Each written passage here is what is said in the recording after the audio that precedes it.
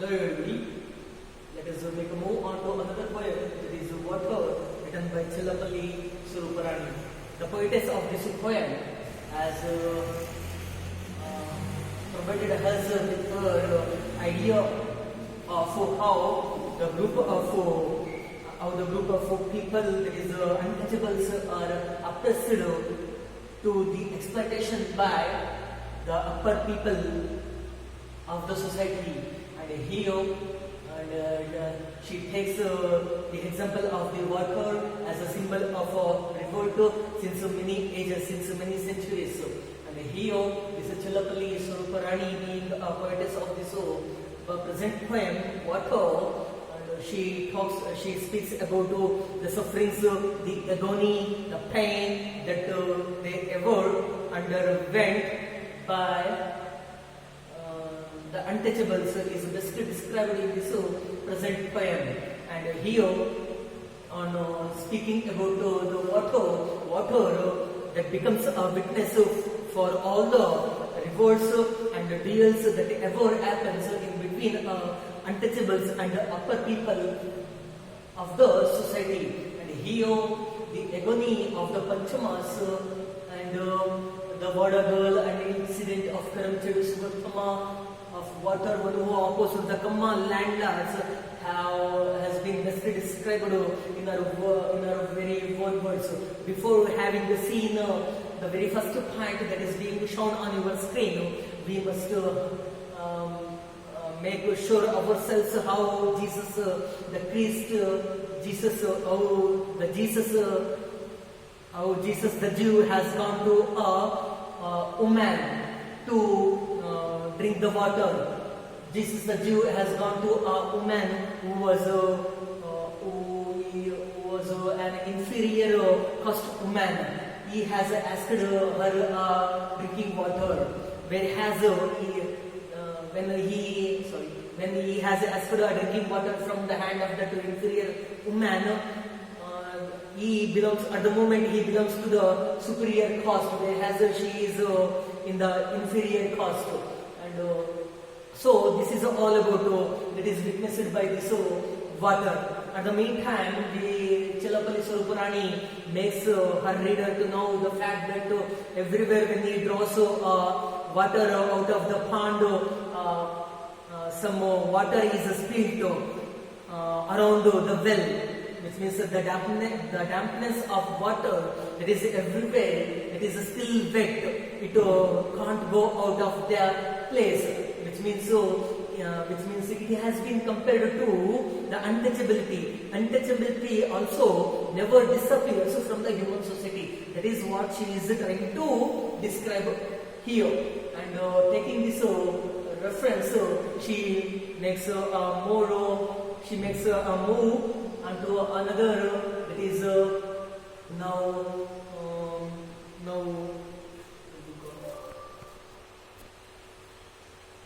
Chillapalli Suruparani takes her readers onto another point where Panchamas can be seen. These Panchamas are considered in the society as an untouchables, and water that becomes a witness how the sufferings had been gone through by these untouchables. And these Panchamas do not belong to any Varna system in the society. In a hierarchical Varna system, they do not belong to anywhere else. And as they do not belong to anywhere in the Varna system, they are considered to be the untouchables. So they are not allowed by the upper caste of people in the society to draw water from the pond or well. Only the upper caste of people can draw the water out of the well. And we all know the fact that water that is a very essential thing for all the living creatures. And whether it may be upper caste of people or it may be lower caste of people. That's why, and that's why she has focused her light on this untouchability by saying that it would never go outside of this society, saying that how the Panchamas are subjected to the exploitation by the upper caste of people, giving no water to take it out of the well from the pond. And later she takes all of us onto the another aspect where we could see some people out of the four Varna system where those upper caste of people can give the lower caste of people some water to drink. While pouring the water onto the hand of the lower caste of people, they would pour the water with having a little distance by taking their hands up. While pouring the water onto the hand of these inferior caste people, they would spill some water on the whole body of these inferior caste people. This is how the humiliation that takes place in the life of these inferior people in the society. And at last, she takes all of us onto the Karamchedu Suvartama, where she opposed the Khamma landlords. It happened when the Khamma youths were washing the buckets using the pond. At the meantime, both the Khamma youths were opposed by one of the untouchable boy. But as a consequence, as a result of being opposed by that little boy, both the Khamma youths made their way forward to beat him. It was keenly observed by Karamchedu Suvartama. After having noticed this incident, she came forward and she opposed those Khamma youths by taking her vessel up to oppose them. And this was soon followed by the fight that was fought by the Khamma landlords. All the Khamma landlords grouped together and they exploited these group of untouchables, as Karamchedu Suvartama belongs to the lower category. The poetess Chilapalli Solparani goes on saying that how the agony and how the anguish that is being exposed by Karamchedu Suvartama is best described in her one word. So after taking a vessel up against those two young Khamma youths, she makes a revolt against them, and Chilapalli Solparani, she takes hurried her into the another way. Water becomes a witness to centuries of social injustice, and through the centuries we have seen many untouchables where they are deprived of getting of water in the society, and many privileges and opportunities would only be given to the upper caste of people. And so the water that has witnessed many incidents since many centuries, how the social injustice has been done over these group of untouchables.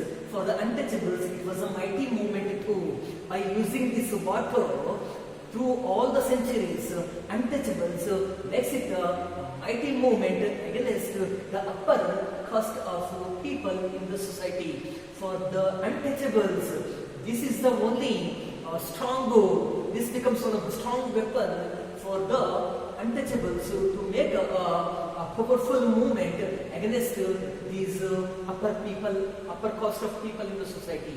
And here she has cited, Chilapalli Solparani has cited another example, taking it out of one of the incident where she says untouchables had no water even for a weekly bath.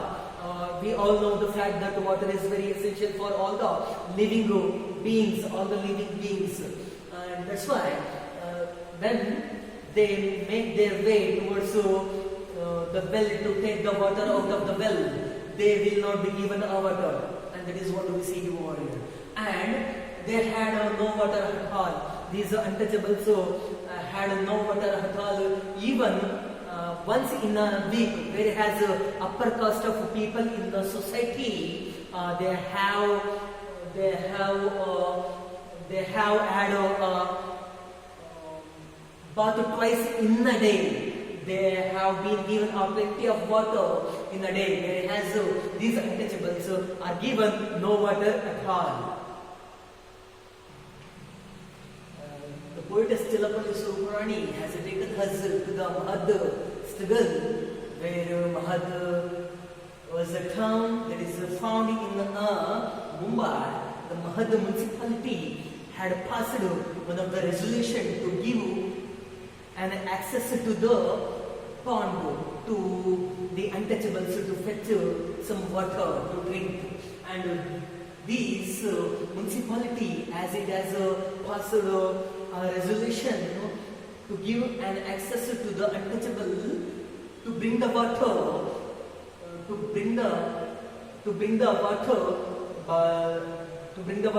at the meantime when the resolution was passed, the local upper caste of people had objected to it to the untouchables to fetch the water out of the pond. So Dr. B.R. Ambedkar in the year of 1927, he came forward and at the reservoir of the pond, he drank the water. And this is how the Mahad struggle at the Chadar tank has taken place in the Mahad municipality, in the city itself. And this is how Chilapalli Surupurani goes on saying about the agony and the helplessness of the untouchables. And here we will come to know the another point where untouchables and backward people run their blood like water on the street, and it causes so many riots, it causes so many fights or battles between the upper caste and the lower caste of people. The upper caste of people can damage many things to the lower caste of people. And here the upper caste of people have created severe damage to the life of the untouchables. Even the untouchables blood that is shed on the earth, their blood that was poured on the streets as well. That is how the exploitation was going on these untouchables. And here it takes the reference of the Malapalle village, how it was burnt into ashes. And here and it plays water that plays an important role in everybody's life, as we know. And water, as it plays a significant role in everybody's life, it becomes one of the destroyer as well, and it is one of the essential thing. It plays the role of the destroyer as well in the form of the tsunami. And you might have seen the incident of tsunami when it came. It causes so many destruction to the people. And another thing is that talking about this Malapalle, and when the whole village where in Malapalle the people lived their life in a thatched house, where all the houses were built using the grass, and all those earth were burnt into ashes. And this is how the life of the untouchables was completely destroyed by the water. Coming on to our next plan, water can create many struggles amidst inferior caste of people and upper caste of people in the society. It causes so many riots, as I have told you earlier, between among the villages and the border, and between one state to another. And as we have seen many states, if we take the example of this Karnataka and Tamil Nadu, having the issue of Kaveri we have been struggling very hard between the two states. The people of two states have been involving each other to fight themselves for the Kaveri cause, and that is how it causes a riots between one state to the another state. Now, and he has taken his attention over another point where he says she says it is now in a Bisleri bottle, and now she takes her attention over the another point where Chilapalli Swarupa Rani, being a speaker, she says further us that this water now sits in a Bisleri water. The same untouchables who was earlier restricted to carry a pot of water from the well by the upper people of the society, now they had balanced themselves a pot of water on their head. Now the same water now sits in a Bisleri bottle, and it has been given a new name. It is a mineral water. In the name of mineral water, now this mineral water gets sold as a multinational commodity, and this mineral water has been used by the human beings as a mineral water, as it is purified, and it can't at all be water only. Now it becomes one of the multinational market commodity, as this mineral water sits inside the Bisleri bottle. Now this commodity has become one of the multinational market. It can take a man up, and it can also gets the same person down to the earth. And that's why the water that makes a difference in everybody's life. The same water is omnipresent and contains the whole world in it.